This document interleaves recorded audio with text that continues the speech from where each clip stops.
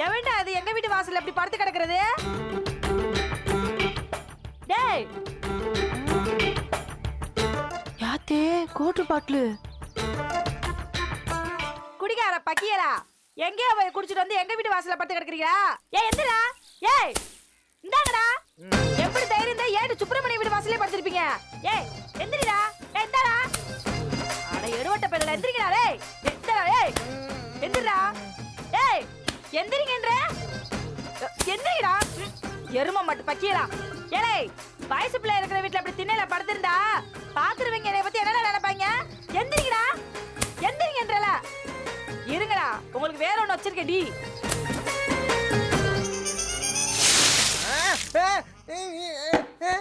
எந்திரி. யார் அம்மா தினக திம் தினக திம் தினக திம்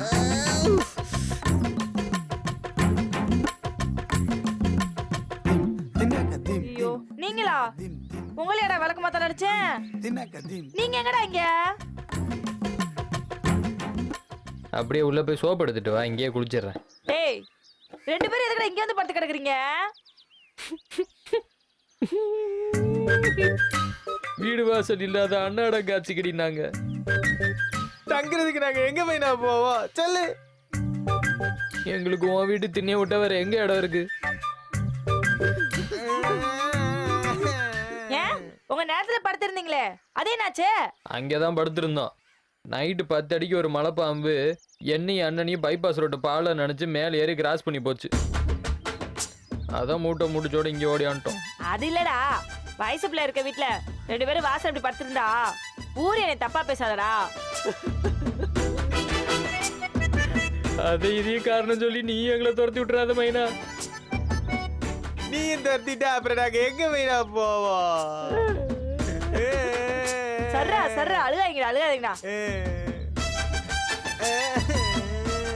ஏண்டா இப்படி அழுகுறதுக்கு பேசாம ஊருக்குள்ள ஒரு வீட பார்த்து வாடகை எடுக்கலாம்ல? எடுக்கலாம் தான், ஆனா வீட்டு ஓனருங்க எம்புட்டு அநியாயமா பேசுறாங்கன்னு தெரியுமா? என்ன பேசுறாங்க? வீட்டுல தண்ணி அடிக்க கூடாதான், தம் அடிக்க கூடாதான், வீட்டுக்கு பொம்பளை பிள்ளைகளை கூட்டியார கூடாதான், விருந்தாளிங்க யாரும் வந்து தங்கப்படாதான், சத்தமா பேசக்கூடாதான், சிரிச்சு பேசி கூத்தடிக்கப்படாதான், டிவிய சத்தமா வச்சு பாட்டு கேட்க கூடாதுன்னு 1008 சட்டம் போடுறாங்க. அட இது கூட பரவாயில்ல, அட்வான்ஸ் கொடுக்கணுமா மாசம் மாசம் வாடகை கொடுக்கணுமா, காசு கேக்குறாங்கடி. சரித்தியா அதான் போங்கடா நீங்களும் உங்க வீடுன்னு சொல்லிட்டு இங்க வந்துட்டோம். ஏமைனா பேசாம நாங்க இங்க ஒரு மூலையில படுத்துக்கிறோமே.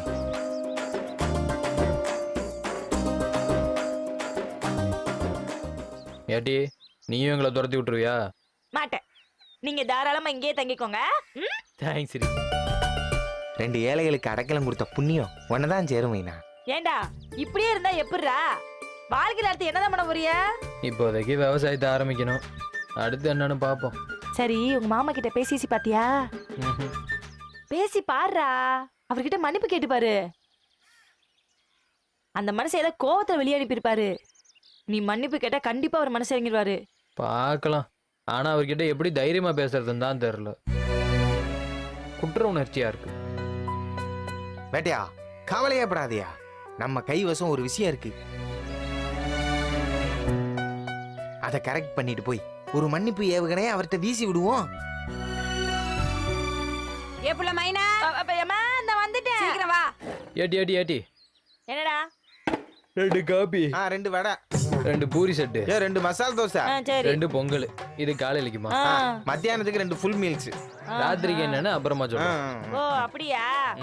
ஏமா ஏதோ காலி பல்க வாசல் அசிங்கப்படுத்தி வச்சிருக்காங்க, என்னன்னு வந்து பாரு. யாரே வாசல் அசிங்கப்படுத்தி வச்சிருக்காங்க? என்ன இப்படி சொல்லுது?